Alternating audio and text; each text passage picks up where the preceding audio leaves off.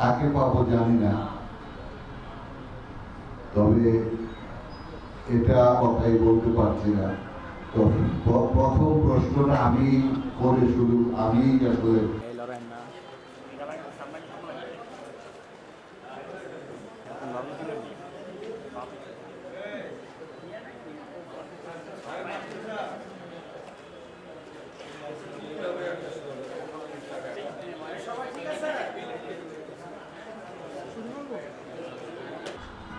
আমার এই 5 মাসের একটা অভিজ্ঞতা, 6 মাসের একটা অভিজ্ঞতা। আমি এই শহর এবং বন্দরের প্রত্যন্ত অঞ্চল, বিভিন্ন জায়গায়, মার্কেট, বাড়ি, স্কুল, কলেজ, ওয়াজ মাহফিল, বিভিন্ন অনুষ্ঠান আমি গিয়েছি এবং আমি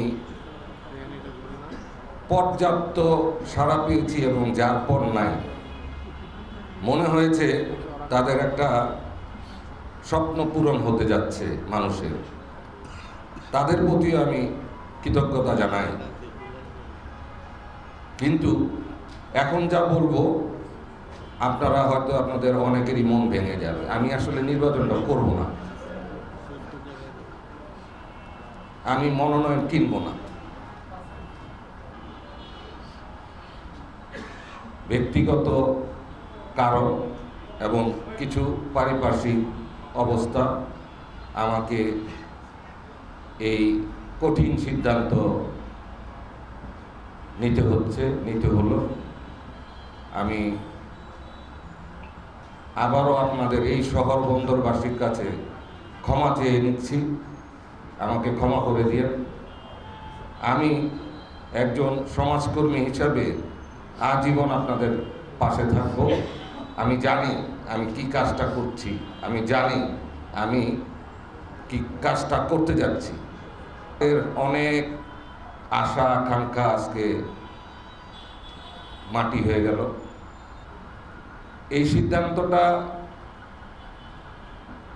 শক্ত করে সিদ্ধান্তটা নেওয়া।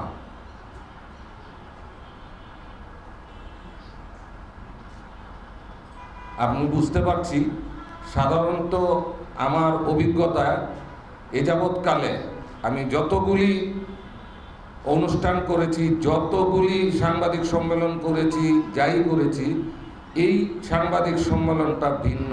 আপনারা নিজেরাই উপলব্ধি করতে পারতেছেন, পিন পতন পরিবেশ, কেউ কথা বলছেন না। আমি জানি অবস্থাটা কিরকম, তারপরও এটা বিশদ বর্ণনা দেওয়ার মতো না আর কি।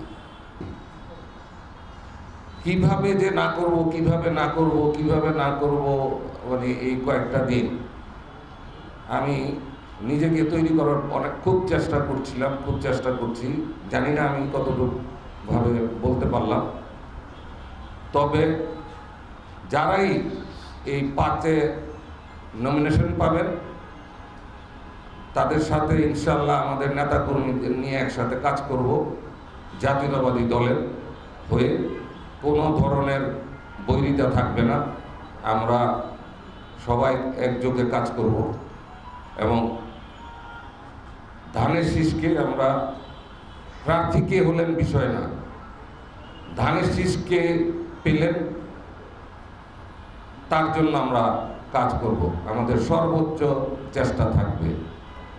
আমি আবারও সবার কাছে ক্ষমা চেয়ে আপাতত আমি রাজনীতি, আমরা যারা রাজনীতি করতে আসছি, অথবা ধরেন আমরা একজন সামাজিক ব্যক্তিত্ব, ধরেন আমি একজন ক্রীড়া সংগঠক, বা ধরেন আমি একজন ব্যবসায়ী, সবার আগে কিন্তু পরিবার এবং নিরাপত্তা।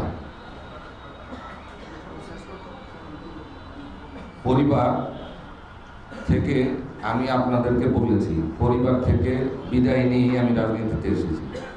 সেইখানে তাদের কোনো বাধা ছিল না, তারা রাজি না হয়েও রাজি হয়েছেন, কারণ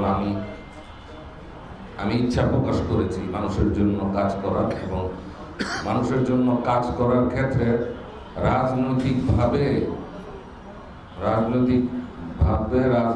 রাজনীতির মাধ্যমে এই কাজটা খুব সত্যি শক্ত হয়ে করা যায়, কিন্তু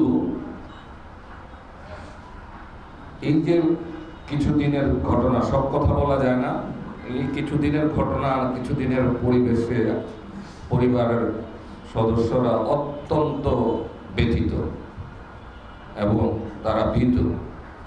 আর এর বাইরেও আপনার কিছু নিরাপত্তা ইস্যু আছে, সেটা আমি বিশদ বলতে চাই না, সেটা কোনো হুমকি না, সেটা পরিবেশটাই এই ধরনের নেগেটিভ। সেই কারণেই আসলে সব কিছু বিবেচনা করে এটা ব্যক্তিগত সিদ্ধান্ত, অবশ্যই এটা দলীয় সিদ্ধান্ত না। আর আমার প্রতি বা আমার প্রতি দলের কোনো নির্দেশনা নাই। আমি দলের স্থায়ী কমিটির সদস্য এবং দলের ভারপ্রাপ্ত চেয়ারম্যান জনাব তারেক রহমানের প্রতি আমি কৃতজ্ঞ যে উনি আমাকে এই সম্মান দিয়েছিলেন, কিন্তু আমি এই সম্মান ধরে রাখতে পারলাম না বিধায় আমি ক্ষমা প্রার্থী। রাজনীতি তো মানুষই করে, মানুষেরই আবার জীবনের সুবিধা অসুবিধা থাকে, ঠিক না? এখন আমার ব্যক্তিগত কোনো একটা কারণে আমি দলের সিদ্ধান্তের পক্ষে যেতে পারছি না, সেটা দল বিবেচনা করবে না পরিস্থিতিটা কি। সাম্প্রতিক এই সমস্ত ঘটনাগুলিকে তো কিছু কিছু জায়গায় আপনার আমরা না নেই, আপনি না নেন, কিন্তু আপনার পরিবার তো নেয়।